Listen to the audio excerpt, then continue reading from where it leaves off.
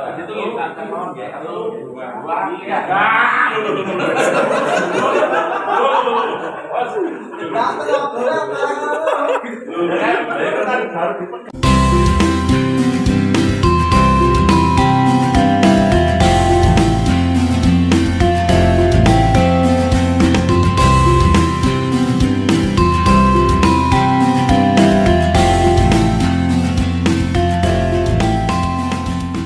Assalamualaikum warahmatullahi wabarakatuh.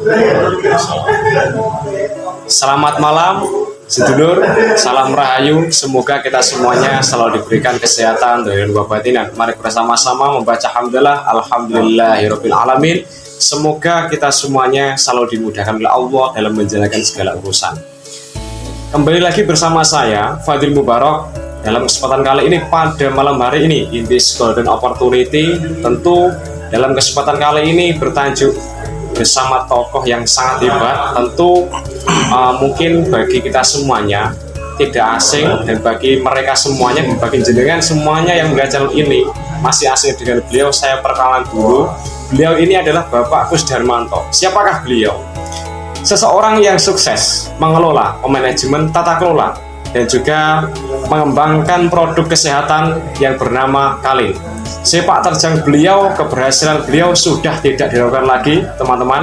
Sudah go internasional tentunya. Dan pada malam hari ini kita bersama-sama akan berbincang-bincang santai kepada beliau dan akan mengupas tuntas, mengulas bagaimana caranya dari yang tidak ada menjadi ada, dari yang belum ada menjadi kuat, dan dari yang tidak kuat menjadi luar biasa, jaya, jaya, dan jaya.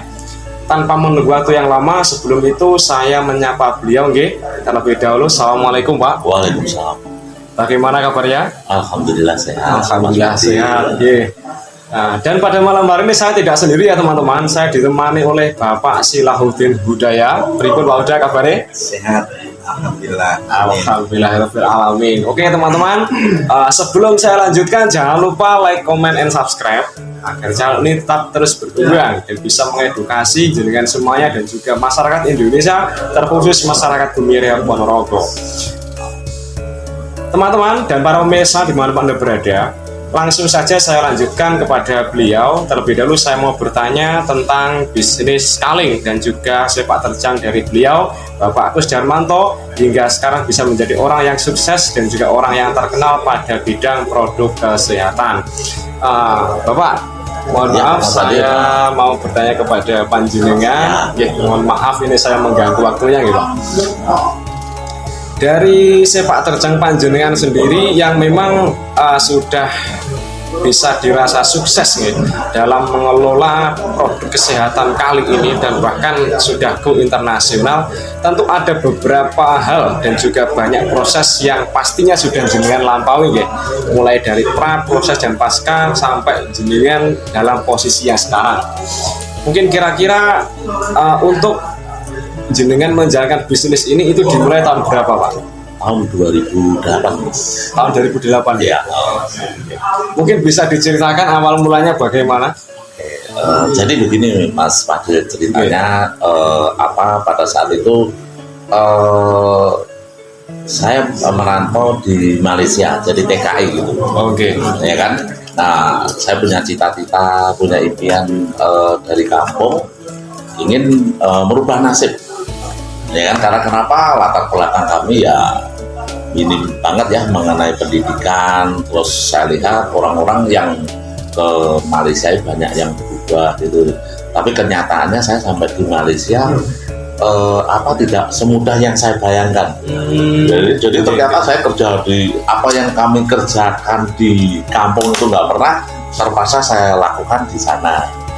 Ya kan, jadi saya ilegal, tidak punya dokumen ya, harus dituduhkan. Jadi takut dengan aparat keamanan. Nah, selama 16 tahun ya saya di Malaysia, saya ada teman yang mengenalkan sebuah bisnis kan. Awalnya kami nggak percaya, karena kenapa? Nggak ada yang namanya bisnis, dia harus punya modalnya sangat murah, dan dia setengahnya memaksa saya untuk bergabung di perusahaan ini gitu kan. Saya terus hampir 6 bulan kami nggak percaya gitu. Nah, dia selalu datang ke rumah sewa saya di mana di Perantauan itu. Oke. Nah saat itu saya berpikiran negatif terus, ya kan, paling ini usaha bohong-bohongan, tipuan gitu kan, mana ada bisnis yang modalnya kecil dan bisa pemulangan besar gitu kan. Nah pada saat temanku itu udah mungkin jengkel lah ya dengan saya gitu, dia mengatakan ke saya, Bos, mungkin saya akan jarang datang ke sewa rumahmu gitu. Kenapa gitu? Ya mungkin saya ada impian yang harus saya kejar gitu, jadi mungkin saya sangat sibuk gitu. Nah terus ya gitu aja Mas Fadil ya kan. Nah terus kalau nggak salah itu jam 3 pagi ya, saya bangun, dia tidur di ruang tamu itu kok dikeroyok nyamuk gitu kan, nyamuknya kenyang-kenyang itu. Saya pikir ini nggak mungkin bohongin kan, apa yang dibohongin saya nggak ada apa-apa gitu kan.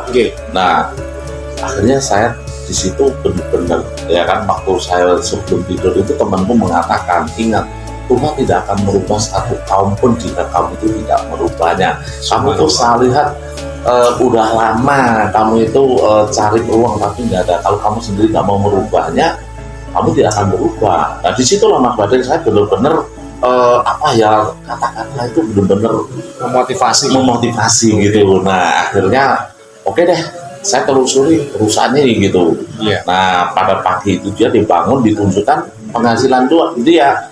Nah di situ saya lihat ada penghasilan sekitar 1.000 ringgit, kalau uang rupiahnya sekitar 3 juta lah. Loh, ini bagus, bisnis sambilan kok dapat sekian gitu kan, sedangkan saya overtime pun nggak pernah dapat gitu kan, apalagi gaji pokok pun nggak dapat gitu kan. Nah akhirnya saya telusuri, saya gabung. Nah ternyata di situ sudah ada panduannya bagaimana menjalankan bisnis ini gitu kan. Nah pada saat itu kami mencoba produknya memang sangat bagus, karena saya punya sakit ambeien gitu kan, dan istriku sudah divonis dokter katanya gejala jantung gitu. Nah semenjak minum produk itu kami nggak pernah minum jamu atau sakitnya nggak pernah. Nah terus kami menjalankan bisnis ini.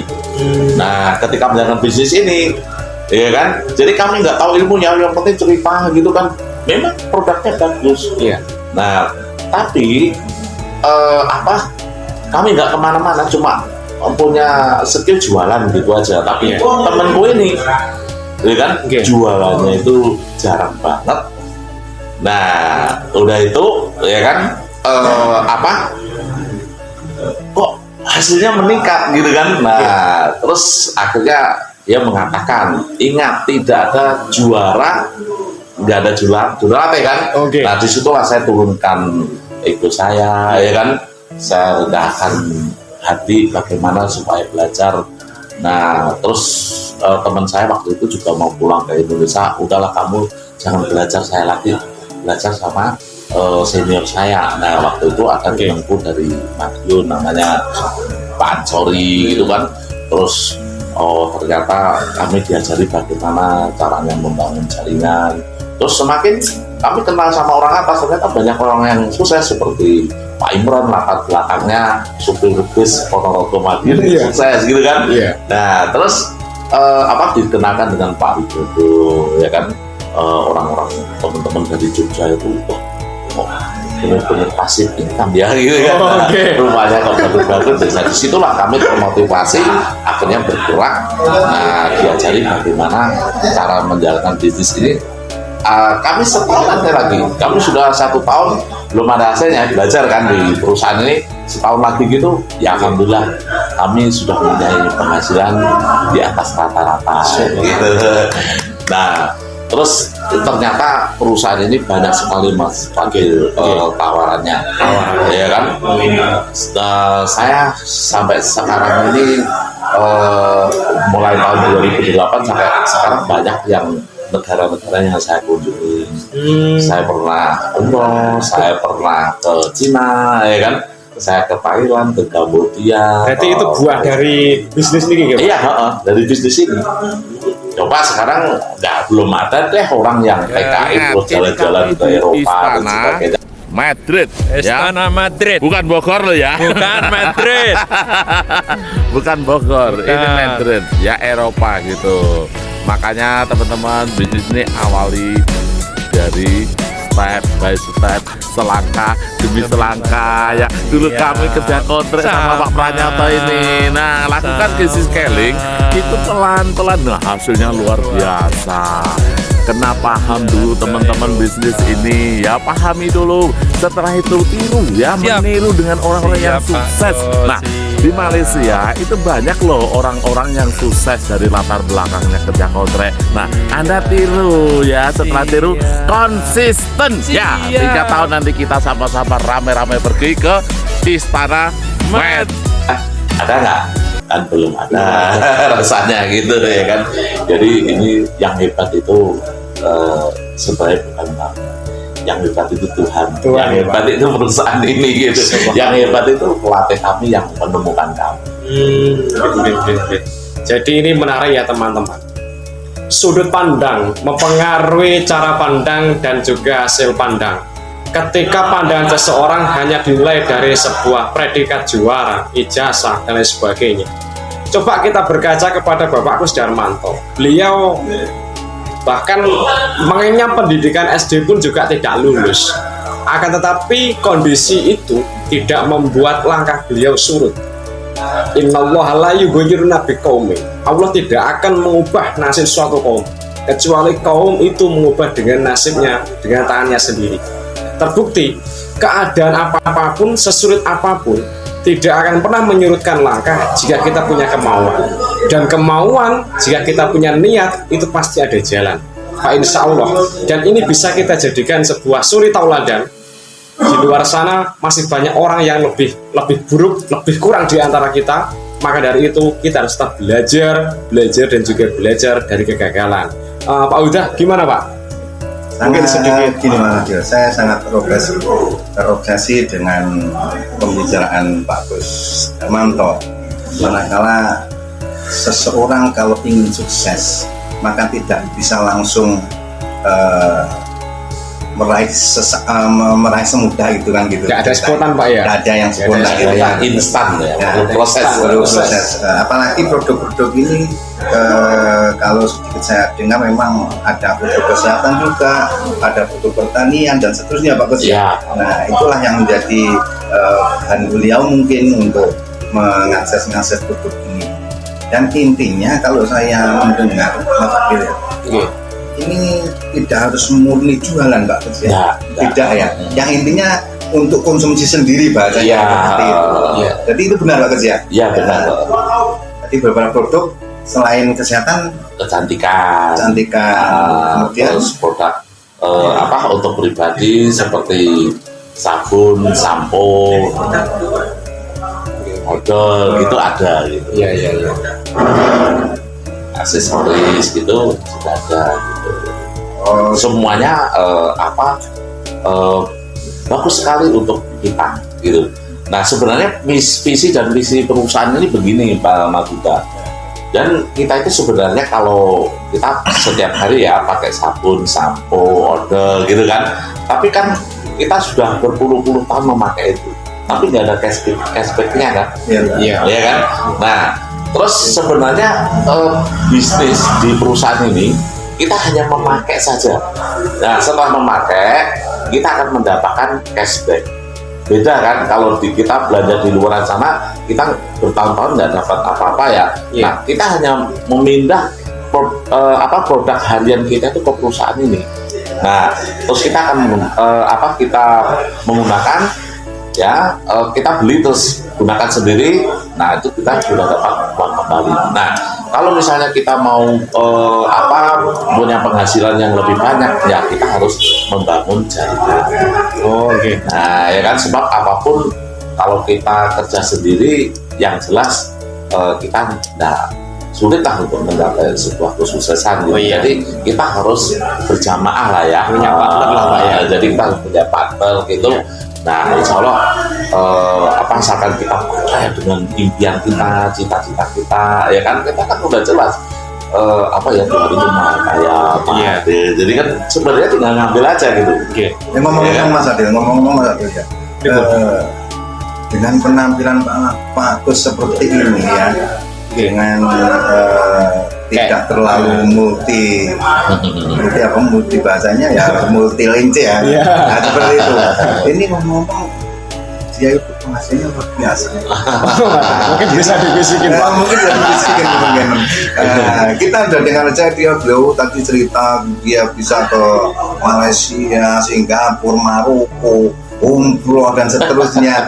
Itu kalau penghasilannya nggak fantastis apa bisa sampai ke sana. Ya. Nah, itu kadang-kadang gitu. Sulit, Pak. Tapi barangkali ngomong kalau harus mau bisiki Oke. berapa sih 1 bulannya kan gitu.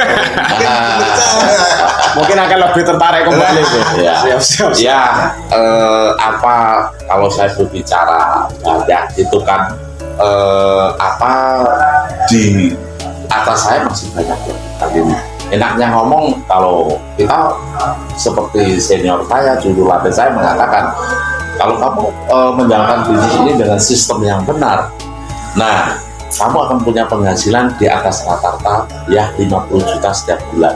50 juta. Iya, 3 tahun. Nah, di situ saya kejar terus. Ya, saya benar kuat dengan impian saya, ya kan, saya kejar terus. Nah, setelah itu, ya kan, saya hanya mau merendahkan hati, mau belajar sama orang-orang yang sudah menjalani. Kalau nggak tahu ya nanya gimana caranya gitu kan. Ya memang harus menurunkan ego kita. Nah, setelah itu tembus deh. Pas 3 tahun itu saya punya penghasilan 50 juta. Bahkan ya waktu apa ya lebih dari itu juga pernah Pak. Ya nanti lah ya kalau mengenai hasil nanti khawatirnya terus orang pajak itu ke sini. Itu 3 tahun. 3 tahun. Ya. 3 tahun. Sekarang Pak Agus mendalami bisnis sudah berapa tahun Pak? Ya mulai tahun 2008 sampai sekarang ini Mas ya. Sekian berapa tahun? 12 tambah 8, 12 tambah 2, 14 tahun. 14 tahun.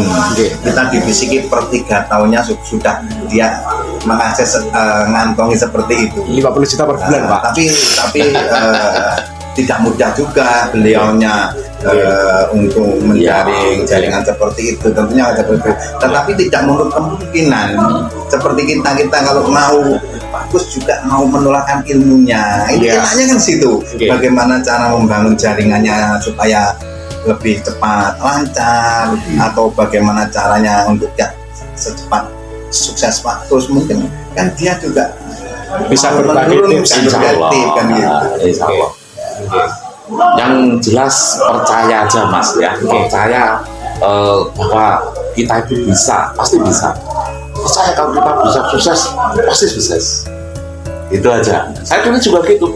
Kalau mereka bisa sukses, kenapa saya tidak? Kenapa saya tidak? Saya lihat mereka juga makannya bukan batu atau kayu, tidak kan, makannya sama nasi kan. Jadi disitulah saya momentum itu ada. Kalau bisa, kalau mereka bisa, saya pasti bisa. Hanya menunggu waktu aja. Ya kan, sukses itu hanya menunggu waktu. Nah, saya punya apa ya, yang dari start sampai finish itu 3 tahun saya kejar di situ. Mulai tahun 2008 itu. Subhanallah. Fantastis gitu Pak. Alhamdulillah. Terlepas dari keberhasilan itu semua Pak yang jenengan raih, mungkin ada beberapa hambatan, ada beberapa tantangan, entah sifatnya dari internal maupun eksternal. Itu pasti ada nih Pak. Ada. Mungkin kalau hambatan pertama mungkin kira-kira gimana Pak? Ya, hambatan pertama sebenarnya bukan orang lain ya. Hambatan pertama itu pada diri kita sendiri yang membuat kita itu mempercaya diri kita sendiri ini memang sulit. Ya maklum ya Mas Fadil, latar belakang saya yang seperti yang digunakan ceritakan tadi, ya kan. Jadi rasanya itu untuk sukses itu sulit gitu kan. Ini yang membuat kita itu tidak percaya gitu. Semakin kita menerjang arus ya, menjelang arus itu banyak tantangan, semakin kencang banyak tantangan. Ya alhamdulillahnya kami diberi apa ya, seperti alat-alat seperti buku-buku motivasi. Oh seperti itu Ya kan, bagaimana apa untuk menjadi sukses, ya kan? Iya. Dan kaya gitu kan, ini ada bukunya, ya kan? Iya. Membangun saluran pipa kekayaan. Nah, ini saya baca ulang kali, terus bagaimana untuk menghadapi manusia kan, ini kan melibatkan manusia banyak kan? Banyak pihak. Nah, jadi saya membaca buku tentang seperti apa nih skill with people. Terus ada lagi satu buku pasangannya di warna hijau, tadi saya nggak bawa, namanya buku Seni Membangun Hubungan Manusia. Jadi ketika saya mau menghadapi orang-orang ini, ya kan, saya baca buku ini, oh ternyata begini, caranya begini. Nah, begitu kami menghadapi, enak banget gitu. Oh, gitu. Ya, terus saya juga gimana ya? Apa ya, kehidupan ini ya kan, supaya tidak rata perjalanannya gitu kan. Nah, saya membaca buku tentang topik-topik kehidupan gitu. Saya baca, oh ternyata ya kita harus ada tahapannya, jangan di situ aja gitu. Jadi adalah buku pada saat saya berpikiran positif, negatif gitu kan, selalu saya Berpikiran positif gitu kan. Nah, banyak pokoknya apa buku-buku dari pelatih-pelatih ini, Mas Fadil. Oke. Ya kan, jadi kita yang nggak berani, ya kan, jadi berani, ya kan, untuk mengejar cita-cita tadi gitu. Iya. Bayangin aja deh, di luar sana banyak yang punya apa ya, sekolahnya tinggi. Saya pikir menghadapi orang mudah deh gitu kan. Oke. Nah ternyata saya punya jaringan yang sekolahnya tinggi, juga ada kesulitan. Tapi Iya. ketika membaca buku ini, wah jangankan mereka sekolahnya tinggi, saya punya temen partner itu kelas 1 SD, baca nggak bisa, nulis pun nggak bisa, ya kan. Yang lucu banget Mas begini, Mas Fadil, kemarin itu kami ke Hong Kong gitu kan. Nah, ada temanku dia pintar bahasa Inggris, malah justru ditahan sama pihak imigrasi. Iya. Nah, ya dia bahasa Inggrisnya setengah-tengah kan. Nah, udah itu temanku ini yang kelas 1 SD ini, justru dia malah bisa lepas dari imigrasi tadi gitu. Nah, apa yang mereka ini, ya mereka hanya mengembangkan yang namanya pola pikir tadi gitu. Jadi berani gitu kan, menghadapi dari segmen ke bawah ke atas dia pola pikir. Karena ya ini buku-buku tadi yang bisa membentuk dia gitu. Oke. Jadi semua hambatan dan rintangan itu bermuara dari diri sendiri. Ya dari kita sendiri. Kalau di luar itu sebenarnya mudah banget. Ini kan sukses itu sebenarnya bukan apa ya, orang lain, ya kan, diri kita sendiri.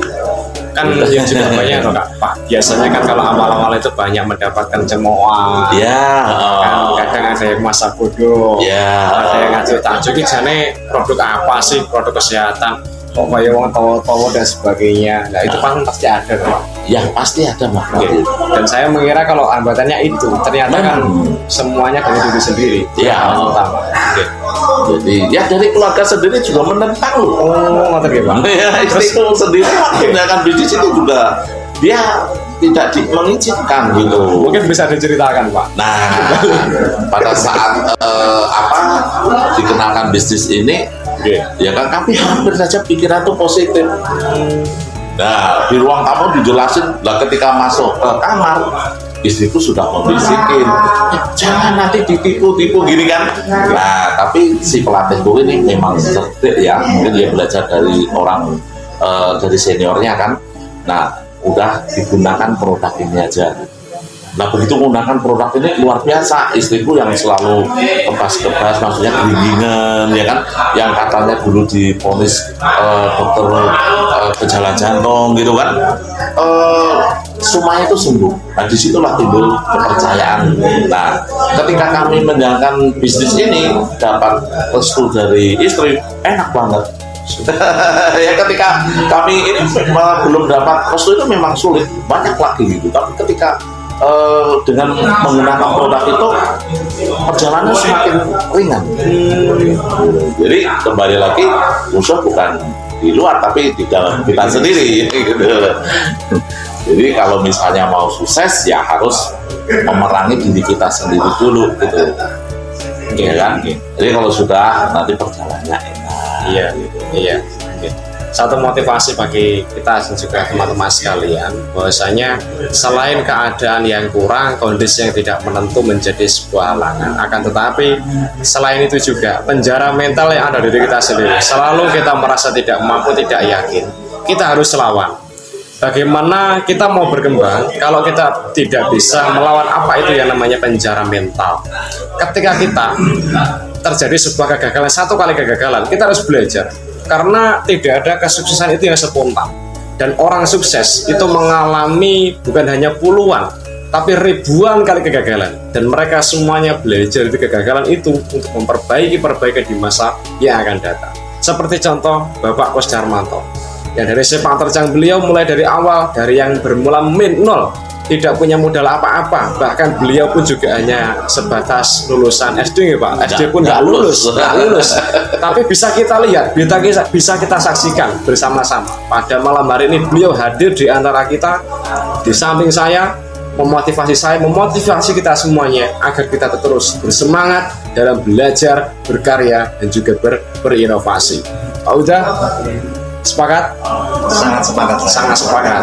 Teman-teman, pada malam hari ini, kalau jenengan semuanya masih ada rasa ragu, masih ada rasa ingin tahu, kira-kira kok ada sebuah bumbu-bumbu iklan dan lain sebagainya, ini adalah bukti yang nyata teman-teman. Beliau pun juga sudah menjelaskan, mendeskripsikan sepak terjang beliau. Mungkin Pak, dari negara-negara asing yang pernah jenengan kunjungi, yang mungkin itu adalah salah satu dari buah usaha daripada panjenengan, mungkin negara mana saja Pak yang sudah jenengan kunjungi? Pertama kami ke Thailand dulu ya. Kalau ke Malaysia sering, hampir setiap bulan ya.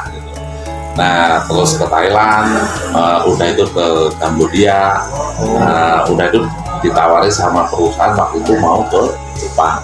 Nah, kami tidak tahu gimana caranya mau ke Jepang, ternyata ke Jepang ini ya harus mengurus visa gitu. Nah kami udah bayar semua hotel, ya kan, penerbangan semua dibayar. Kami rencana bersama keluarga.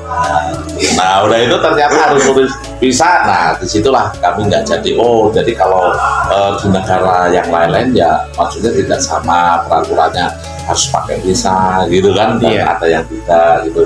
Nah akhirnya tahun berikutnya kami ke umroh. Ya alhamdulillah sudah 2 kali gitu. Nah terus udah itu kami ke Cina ya, ke Cina itu bersama anak, istri gitu. Nah terus kami ke Eropa ya. Nah teman-teman, kami berjalan-jalan ya bersama ahli keling 31 orang lebih ke mana? Spanyol ya. Oke. Madrid. Dan kami nemu pintu besar ini, pintu bukan pintu jenangan tapi pintu Eropa. Dan rencananya mau ke mana ini? Ke Turki, ya kan? Nah, bersama keluarga, udah dibayar semuanya. Nah, udah itu corona ini meletus ini, jadi ya dipending dulu. Ya insya Allah nanti kalau sudah aman-aman, insya Allah lah apa ini maksudnya kayak pelancongan di luar negeri ya kan, ada buka lagi ya insya Allah berbulan. Mungkin kalau malam hari ini kesannya seperti syuting ya teman-teman, saya jelaskan ini memang syuting, cuma syuting setengah serius setengah enggak ya, karena saya mau menawarkan produk, saya menunjukkan produknya beliau, belum sempat saya tawarkan sudah diambil, mau dipakai. Ini salah satu mungkin bisa menjadi bukti keampuhan dari produk kesehatan beliau. Yang jelas usaha yang sungguh-sungguh tidak akan mengkhianati hasil. Usaha yang setengah-setengah, hasil pun juga akan setengah-setengah. Ketuntasan proses menjadi tolak ukur keberhasilan dari usaha jenengan atau tidak. Pada intinya, proses yang tuntas akan menjamin bagaimana ketuntasan hasil tersebut. Karena hakikatnya usaha tidak akan pernah mengkhianati hasil. Mungkin Pak Uda bisa memberikan feedback. Intinya kalau saya sangat Terharu ya Pak, ulang ya sama Pak. Manakala SDM itu ternyata belum menjamin kesuksesan, kan gitu. Iya. tetapi tidak menutup juga memang SDM itu sangat diperlukan. Iya. Bisa dengan berbagai cara. Salah satu contoh SDM-nya bagus itu hanya membutuhkan semacam buku seperti ini. Iya. Dan itu ternyata beliau bisa menunjang segala apapun dalam kegiatan kesehariannya Iya. dan terutama dalam bisnis mereka. Bisnis sangat menunjang. Yang ternyata beliau juga selain di Asia juga bisa ke Eropa. Itu salah satu bukti keseriusan seseorang. Tidak ada tolak ukurnya dengan sesuatu yang mengikat, terutama SDM. Tetapi SDM itu bisa dipelajari manakala beliaunya bersungguh-sungguhan seperti itu. Salah satunya dengan membaca ya. Dengan membaca seperti Ya, itu. iya. Ini sangat menarik sekali. Barangkali saya juga mau lagi diundang, Mas, kalau nanti ada pertemuan dengan Pak Kus lain kali ya untuk episode berikutnya mungkin Pak Monggo. Kus masih punya banyak cerita yang harus terutama pada kita, terutama pada pemirsa kan gitu. Iya. Iya, menarik teman-teman, menarik. Oke. Rasa seperti itu, Mas Adil. Oke. Mantap teman-teman, fantastis. Dan saya sebagai golongan muda, generasi muda ini tentu sangat malu sekali nih teman-teman. Kalau misalkan saya belajar pun juga nggak serius, bermalas-malasan. Dan masih banyak orang di luar sana, khususnya Pak Agus sendiri, yang memang beliau belajar dari itu semuanya. Dan ini sedikit mengingatkan kita tentang perintah Allah Subhanahu wa taala dalam surat Al-Alaq ayat 1 sampai 5 yang berbunyi Iqra bismi rabbikal ladzi khalaq. Bacalah. Semuanya adalah membaca. Dan dari membaca ini kita dari pribadi yang biasa menjadi luar biasa. Imam Syafi'i tidak lahir dalam keadaan hadis arba'in. Ya, beliau lahir dalam keadaan malam ya'lam. Akan tetapi beliau bersyukur. Dan di sini kita belajar dari pribadi yang biasa menjadi pribadi yang luar biasa. Teman-temanku, para pemirsa channel Meta Historia yang saya cintai dan yang saya banggakan. Sedikit banyak problem solving dari berbagai macam masalah, dari masalah personal maupun masalah komunal, baik masalah internal maupun eksternal sudah dikupas tuntas, terutama dalam manajemen bisnis dan juga tata kelola bisnis. Pada intinya jangan kecil hati, tetap semangat, jaga pribadi dan hiasi pribadi kembali. Terima kasih dalam kesempatan kali ini. Tentu saya terima kasih kepada Bapak Agus Darmanto atas waktunya. Semoga apa yang panjenengan sampaikan, apa yang telah panjenengan berikan pada malam hari ini bisa membawa barokah masalah fitini wa dunia wal akhirah. Amin ya rabbal alamin. Dan terima kasih kembali lagi kepada Pak Siraudin Hudaya yang telah setia menemani saya tentunya dalam berkeliling-keliling dan juga berpetualang mencari arti kehidupan dan bagaimana kita menjadi manusia yang sejati. Terima kasih dan tunggu episode selanjutnya. Akan ada hal-hal menarik kembali yang akan kami kupas tuntas dan kami tunjukkan kepada jenengan. Tetap di channel Meta Historia. Terima kasih. Wassalamualaikum warahmatullahi wabarakatuh. Waalaikumsalam.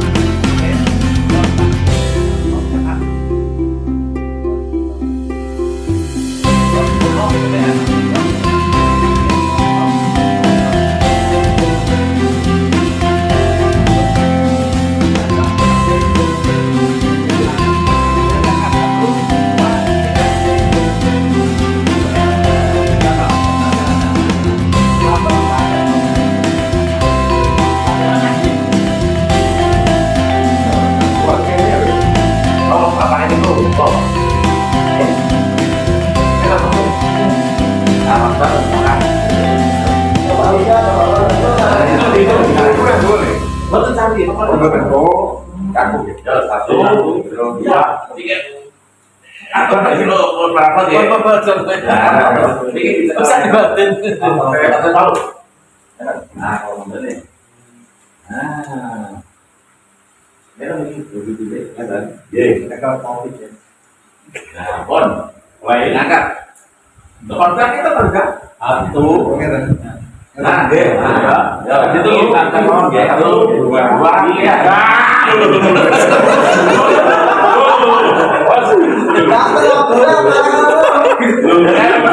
Harus dipegang. Nah, udah dibingung.